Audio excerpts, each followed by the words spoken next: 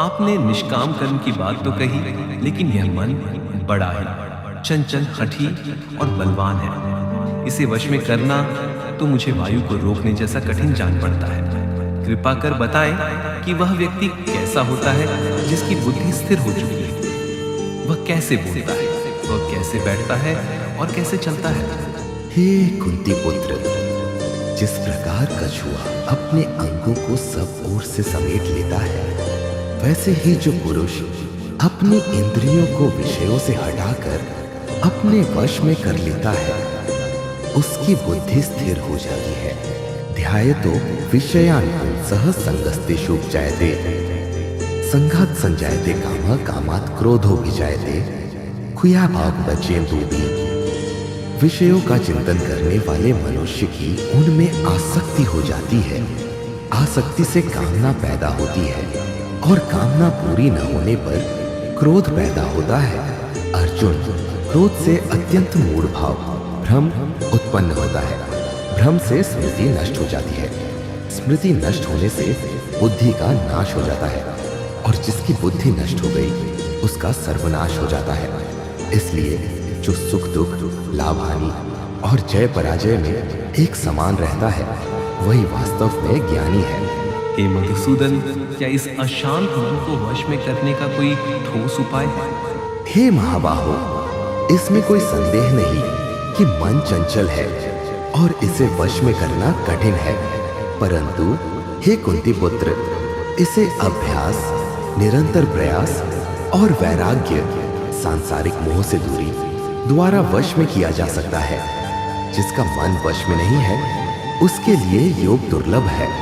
जिस प्रकार समुद्र में सब ओर से नदियां आकर मिलती है, फिर भी समुद्र अपनी मर्यादा नहीं छोड़ता और शांत रहता है, उसी प्रकार जिस मनुष्य में भोग विलासिता के विचार बिना विकार पैदा किए समा जाते हैं, वही परम शांति को प्राप्त करता है।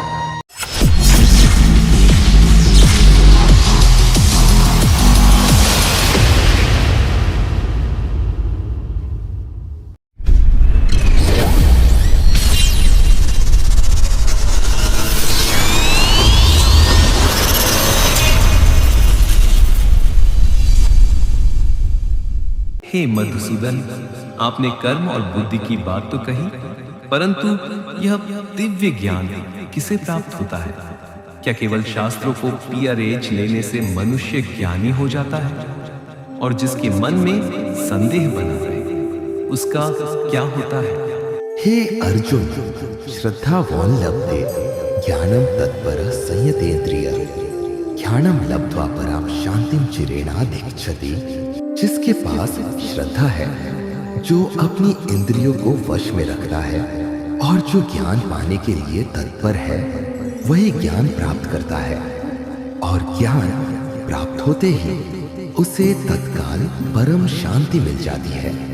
परंतु हे पार्थ, जो मनुष्य विवेकहीन है, जिसके पास श्रद्धा नहीं है और जिसका मन सदा संशय में डूबा रहता है, उसका पतन निश्चित है। श्रद्धानश्च संशयात्मा विनश्यति, नायम लोकोस्ति न परो न सुखम संशयात्मनः। संशय करने वाले व्यक्ति के लिए न यह लोक है, न परलोक, और न ही उसे कहीं सुख प्राप्त होता है। संशय आत्मा का नाश कर देता है। हे भरतवंशी अर्जुन, अज्ञान से उत्पन्न इस संशय ने तेरे हृदय में डेरा डाल रखा है।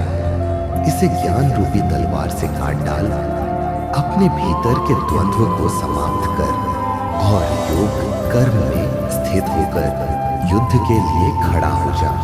हे गोविंद, आपके इन वचनों ने मेरे अज्ञान के अंधकार को मिटा दिया है। मेरा मोह नष्ट हो गया है और मुझे अपनी स्मृति बहुत प्राप्त हो गई है।